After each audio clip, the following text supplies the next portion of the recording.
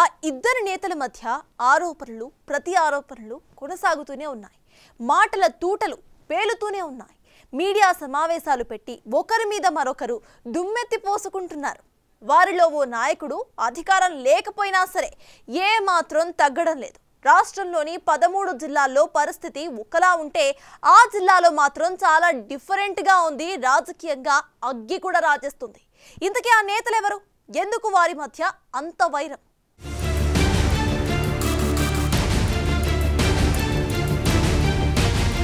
నెల్లూరు జిల్లా సర్వేపల్లి నియోజకవర్గానికి ప్రాతినిధ్యం వహిస్తున్న సోమిరెడ్డి చంద్రమోహన్ రెడ్డి సీనియర్ పొలిటీషియన్. ఆయన చేతిలో పరాజయం పాలైన కాకాణి గోవర్ధన్ తాజా మాజీ మంత్రి. ఉమ్మడి నెల్లూరు జిల్లాలో ఇటీవల జరిగిన ఎన్నికల్లో మొత్తం 10 నియోజకవర్గాలు టీడీపీ కైవసం చేసుకుంది.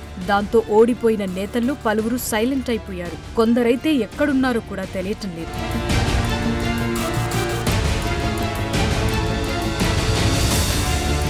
సర్వేపల్లి నియోజకవర్గం వైసీపీ అభ్యర్థిగా పోటీ చేసిన కాకాణి గోవర్ధన్ రెడ్డి ప్రత్యర్థి సోమిరెడ్డి చంద్రమోహన్ రెడ్డి చేతిలో ఘోర పరాజయం పాలయ్యారు. అది సర్వేపల్లిలో కాకాణి చేతిలో సోమిరెడ్డి అంతకుముందు వరుసగా 2 సార్లు ఓడిపోయారు. 4 ఎన్నికల తర్వాత ఎట్టకేలకు సోమిరెడ్డికి విజయం దక్కింది. ఎన్నికల ముందు నుంచి కాకాణి అవినీతికి పాల్పడ్డారని ఎండగడుతూ అక్రమాలకు ఆధారాలు బయటపెడుతూ ప్రజల్లో తిరిగిన సోమిరెడ్డి కూటమి వేవ్లో ఘన విజయం సాధించారు.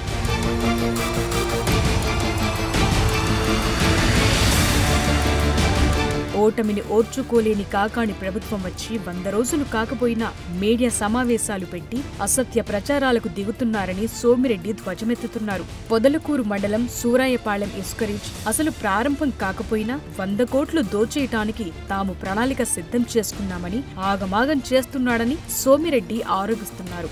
ఒక్క ఇసుక సంగతే కాదు, పొదలకూరులో వెలసిన లేఅవుట్లకు అనుమతులు లేవని వారిని ఇబ్బంది పెట్టకుండా ఉండాలంటే సోమిరెడ్డి 7 కోట్లు అడిగినట్లు కాకాణి నిత్యం ఆరోపణలు చేస్తున్నారు.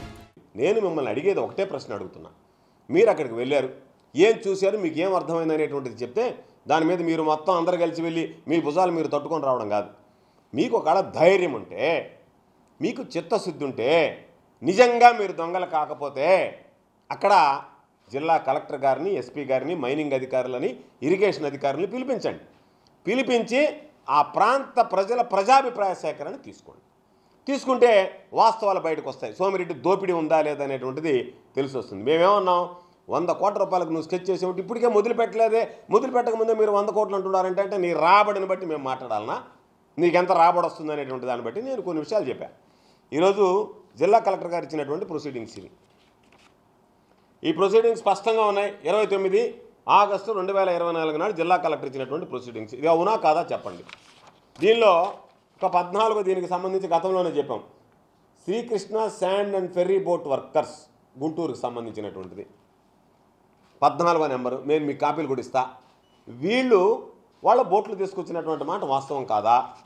జిల్లా కలెక్టర్ గారు ఏమిచ్చారు, 15 మందికి ఇస్తూ ఆ 15 మందిని మీరు 3 రీచ్లు ఉన్నాయి, ఒకటి సంగం దగ్గర, ఒకటి నెల్లూరు దగ్గర, ఒకటి సూరాయపాళెం. ఈ 3 రీచ్ల్లో మీరు ఎక్కడైనా సరే మీకు ఇష్టం వచ్చిన దగ్గర మీరు కార్యకలాపాలు చేసుకోండి అని ఇచ్చాడు.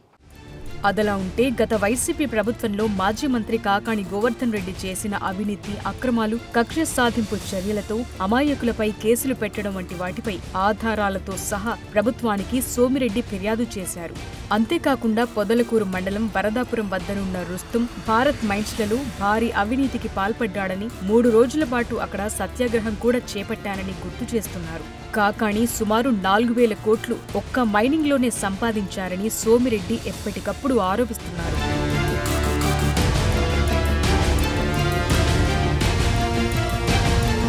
గ్రావెల్, ఇసుక, మైనింగ్ మాఫియా, ల్యాండ్ మాఫియా ఇలా కాకాణి దేన్ని వదలకుండా దోచేసి సర్వేపల్లిని సర్వనాశనం చేశారని ప్రజల్లోకి తీసుకెళ్తామని వాస్తవ విషయాలను గ్రహించిన ప్రజలు కాకాణికి సరైన బుద్ధి చెప్పారని సోమిరెడ్డి అంటున్నారు. అవినీతి, అక్రమాలు బయటపడుతుండటంతో అది ఓర్చుకోలేని కాకాణి ఎలాగైనా తనను డ్యామేజ్ చేయాలని అక్కడ 100 కోట్లు, ఇక్కడ 100 కోట్లని కాకాణి అసత్య ప్రచారాలు చేస్తున్నారని సోమిరెడ్డి విమర్శిస్తున్నారు. నేను అందుకే అయ్యా నేను 100 కోట్లు రోజుకి 2 అటాకులు నా మీద, రోజుకి 1 మా నాయకుడు చంద్రబాబు నాయుడు గారు. సిగ్గు ఎగ్గు ఉండాలి కదా. ఈ రేట్లు చూసుకో, టోటల్ ఆంధ్రప్రదేశ్ స్టేట్లో అతి తక్కువ టన్నుకు రేటు ఉండేది ఎక్కడ? మేము లోకాయుక్త ఎన్ని వేసిన తర్వాత మాగుంట శ్రీనివాసులరెడ్డి ఆనాటి ఒంగోలు ఎంపీ మీద కేసు పెట్టారు. ఆయన దోలుకున్నట్టు కేసు పెట్టారు, క్రిమినల్ కేసు పెట్టారు. ఆ తర్వాత తెలుసుకొని ఆయన వాయిన్స్ వదిలిపెట్టిన తర్వాత ఆ కేసు రెఫర్ చేశారు వెంకటాచలం పోలీస్ స్టేషన్లో. మాగుంట శ్రీనివాసులరెడ్డి నీ మట్టి దోలుకున్నట్టు పెట్టావు, సిగ్గుందా నీకు వంట? అసలు ఇక్కడ ఏం కాలే, అసలు ఏంటయ్యా నీది? అంతకుముందేమో 1000 కోట్లు అంటివి, బజార్లో నాకు బాగా ఇది పెరిగింది, అందరికీ జనంలో 1000 కోట్లు, సోమిరెడ్డి దగ్గర 1000 కోట్లని నా ఇమేజ్ పెరిగింది. నువ్వు సడన్గా 100 కోట్లు అంటావు, 900 కోట్లు తగ్గించేస్తావు. ఆ 1000 కోట్లు ఎక్కడుందో చూపివు. ఇన్నేళ్ళైనా 1000 కోట్లు చూపించవయ్యా, నీతో కూడా సింగపూరు, మలేషియా, హాంకాంగ్ అన్ని దేశాలకు వస్తాను. ఎన్నికలు ముగిసి ఇంత కాలమవుతున్నా ఆ ఇద్దరి నేతల వాగ్యుద్ధంతో జిల్లాలో పొలిటికల్ హీట్ కొనసాగుతూనే ఉంది. ఎవరు చెప్పే విషయంలో ఎంత నిజముందో కానీ రాష్ట్రంలో ఎక్కడా లేని విధంగా సర్వేపల్లి రాజకీయం ఆసక్తికరంగా తయారైంది.